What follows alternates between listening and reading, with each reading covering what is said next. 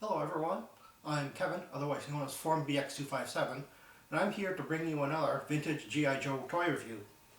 Today, it's the 1984 Cobra Rattler.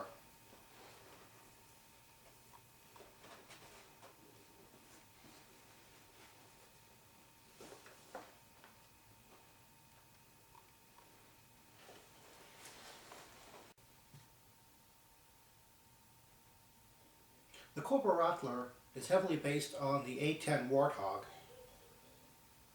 sometimes known as the Thunderbolt.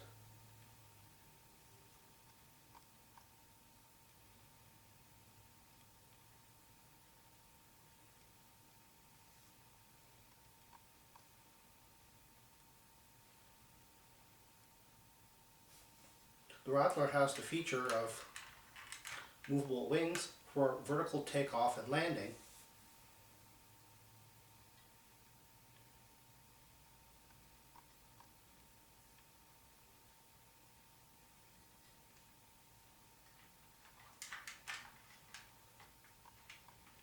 as well as an opening and turning canopy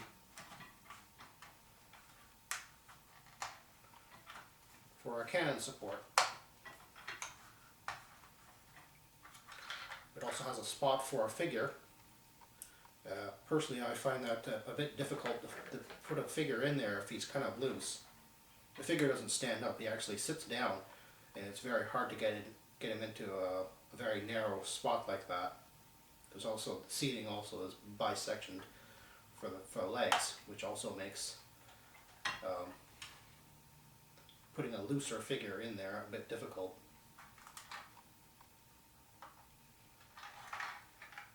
Not so difficult is putting the figure into the main canopy, and this is Wild Weasel.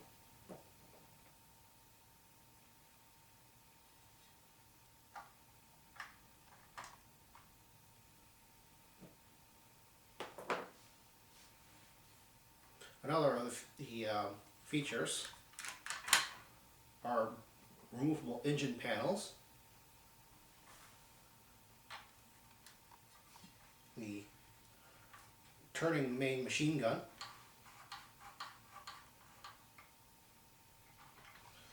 two panels which can be removed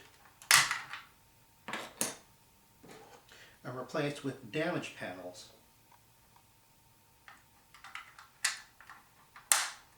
One there, and one on the side here.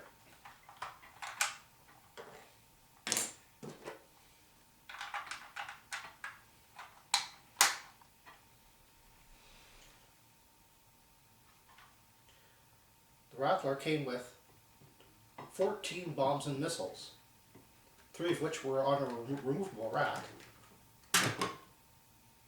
and the bombs could come off the rack itself. The large bombs are actually a 2-piece with a slightly rubbery tip.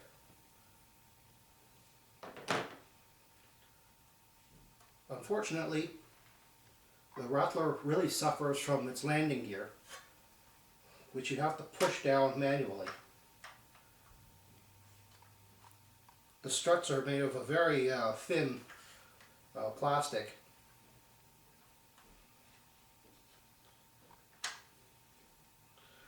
And while mine work, mine are also very heavily strained, even though mine is practically brand new, having put this together not too long ago.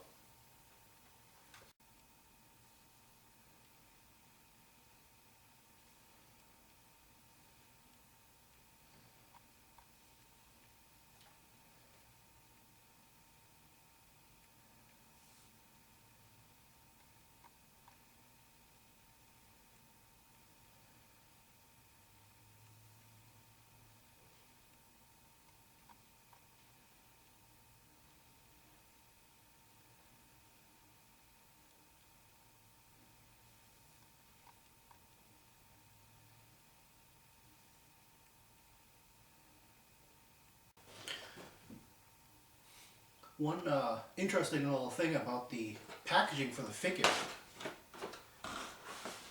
is is that most drivers came on these little, I guess you could call them driver cards. Well, unlike most figures on the vintage line, Wild Weasel, just like the Hiss driver, came on a yellow card. Those were the only two figures that came in the vintage line that came on anything other than a red card. And here's Wild Weasel himself.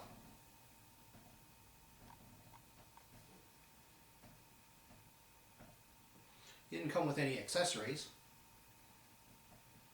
not even a removable helmet.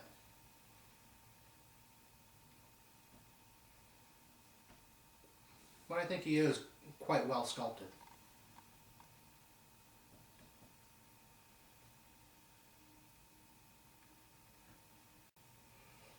Now, one last thing before I go. I mentioned that this was a heavily modified version of an A10 Warthog. Here is an example of what an A10 Warthog really looks like. As you can see,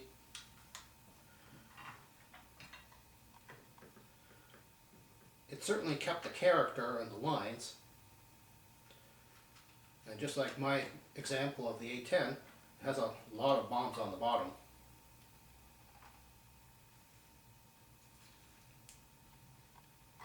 This version of a toy actually does accommodate a 3 3/4 inch figure, but it's wildly out of scale. Which is one of the things I wanted to point out, that while I compared this to a Sky Striker a while back, and the Rattler was obviously quite smaller, the original Rattler would have retailed in 1984 and 1985 for merely $15 to $17, which was quite a steal for something this big, seeing as that same amount of money gets you this nowadays. Kind of a rip, really. And that was my review of the 1984 G.I. Joe Cobra Rattler. Hope you enjoyed looking at this video, and I'll see you next time with more vintage toy reviews.